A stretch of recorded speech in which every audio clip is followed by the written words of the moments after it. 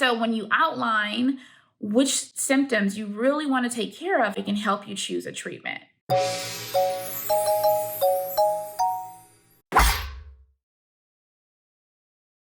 Hey, beautiful people, welcome back to my channel, Rethink ADHD. I want to talk to you all about the process of choosing a treatment plan, whether that be medication or not medication, for your ADHD. I get a lot of questions about, is it worth it? Or what are the things that I should be considering when I'm thinking about choosing a medication? And I had an opportunity to answer a few of these questions on Quora, but then I realized I would be better served bringing it back to this community because that's why I'm here. So when I think about choosing treatment for ADHD, there are really 4 different things you want to consider. So the first one is medication or non-medication. There are non-medicinal ways to treat ADHD. If you're a person that doesn't really like to take medication, or maybe you have limited access to healthcare services, maybe you don't have insurance right now, you might opt for a non-medicinal option instead of medication. The other thing, and this is kind of within the medication versus non-medication, is stimulants versus non-stimulants. So stimulants are first line for ADHD, but that doesn't mean that you have to take a stimulant in order to treat your ADHD. There are several non-stimulant options as well. I talk a little bit about the pros and cons of the different medications and classes in the pros and cons of ADHD medications video, which I'm gonna put somewhere on this screen. Watch that video to learn a little bit more about some of the side effects that can come from stimulants versus non-stimulants. The third thing I want you to consider are socioeconomic or lifestyle factors. Some of these medications can be incredibly expensive. And like I said, if you have a lapse in your insurance policy, or maybe you're on a tighter budget, paying $80+ for a medication might not be feasible. So from a socioeconomic standpoint, those are some things that you need to consider. Maybe the pharmacy is not nearly as close as you would need it to be, or you don't always have access to a clinician to refill your medications. Those are the kinds of things you want to take into account. Alongside socioeconomic factors is lifestyle factors. So for me, I have a lot going on in my life. I'm managing this channel. I have a full-time job. I have a family. I have various extracurriculars and social activities to keep track of. So for me, being in the healthcare field where you're taking care of other people and you don't want to make mistakes when it's other people's lives in your hands, I knew that it was really important for me to have something that was going to work quickly and that was going to be effective in terms of getting me attentive so that I can really make sure that I take the best care of patients and everyone else that relies on me. So for me, those are the kinds of lifestyle factors that I consider. For you, it might be you're considering when you're going to school. How does your ADHD impact your ability to manage your household? Things like that are also things that you want to consider. So that's the third thing, socioeconomic and lifestyle factors to consider. And then the last and final thing that I would encourage you to also think about, and it may actually not seem like a big deal, would be before you even start treatment, what do you want to see improve about your ADHD? The reason I say that is because having an idea of what you're really wanting to work on might also help you pick a treatment plan that's worth it for you. Because the question isn't really, is treating ADHD worth it? It's really, is it worth it for you? Is really the better question. So it's important that you sit down and think about what are the elements of your ADHD that you truly want to improve. During the time that I was really active in building a company, the running around of my mind all day long was actually beneficial. I could get a lot done. I had a lot of room for creativity and innovation.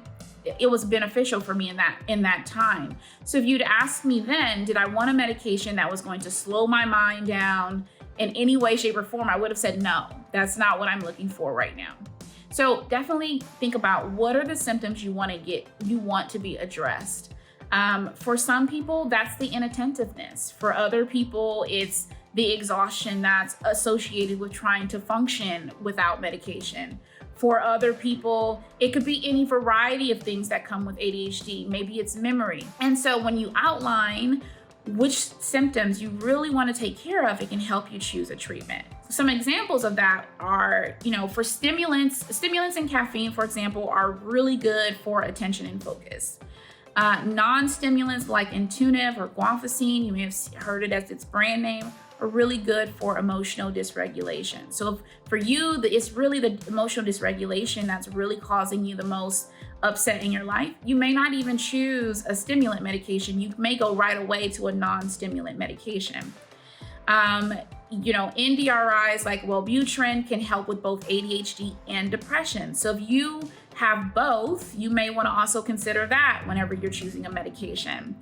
If medication's not for you and you know that you really just want to develop coping skills around your ADHD, then you might choose, again, a non-medicinal option like coaching or cognitive behavioral therapy instead. And then lastly, if you're really wanting to work on your memory, because ADHD can come with some memory deficits, then you might not need a stimulant at all. There are some studies showing that you can actually help with this through a combination of exercise, which is going to increase a chemical or a protein in the body called BDNF. And exercise can actually increase that, and that helps with working memory. The other thing that you can do to increase your working memory is mindfulness. So there's been a lot of research about mindfulness and its impact on ADHD symptoms, including memory and focus. So I want you to think about those 4 things. Again, medication versus non-medication, stimulant versus non-stimulant, socioeconomic and lifestyle factors, and then lastly, what are the symptoms I truly want to improve in my ADHD? Though by asking yourself about those things, you'll be better informed. You'll have a better or more enriched conversation with your clinician about what options you are ready to explore for yourself. I stress this so much with patients, and I'm going to stress it now because I don't think I've done the best job of stressing it here, but you are your biggest advocate. Healthcare is happening for you, not to you. So in every way possible, empower yourself with knowledge. You want to go in there with an idea about your own care. Go in there into that office with questions to ask your provider. Don't sit back and just wait for someone to tell you what to do. You have a smartphone, there's a lot of smart stuff on it. Come off of TikTok and do your research. So in considering those 4 things, that may help you choose a medication or choose a treatment plan that works best for you. And by doing that, then you can answer the question, is being treated for ADHD really worth it? And in this case, we're really focusing on, is it worth it for you? So that's my thoughts on choosing a medication, or I keep saying medication, but I'm saying you have other options on choosing an ADHD treatment, and really figuring out if that's the way to go for you. It's a very personalized experience. You could post every question in the world on every single forum about ADHD, asking for recommendations on what other people are taking, and you're gonna find 700 different answers, 700 different dosages, 700 different habits and coping strategies. So very early on, and this is why I talk about ADHD as a relationship, very early on, it's important that you get grounded in what is your ADHD like for you so that you can make the best steps for you. That's it. Good luck out there. Comment below, what were the things you considered when choosing a medication?